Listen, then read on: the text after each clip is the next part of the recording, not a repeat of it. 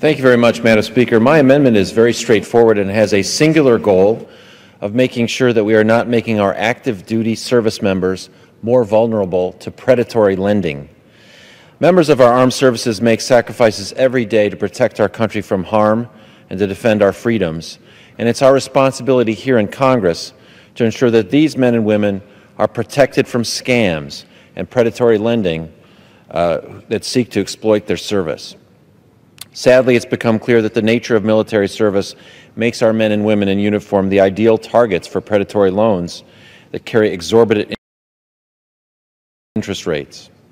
San Diego, part of which I represent, is home to the largest concentration of military forces in the world. More than 100,000 active-duty service members call the region home. Predatory lending is an acute problem in my district and in the region, and continues to hurt too many families.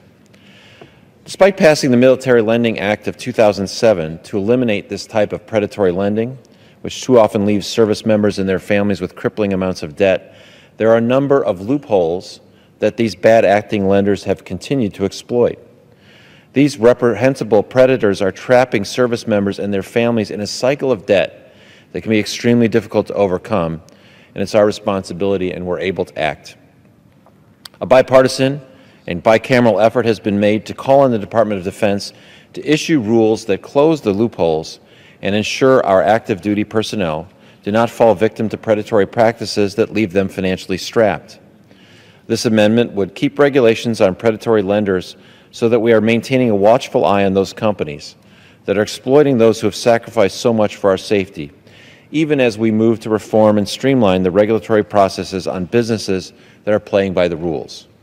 I want to thank Chairman Goodlatte of the Judiciary Committee and Chairman Shabbat of the Small Business Committee for working with me over the past few days on this amendment and for their commitment to working on a bipartisan basis to protect our service members.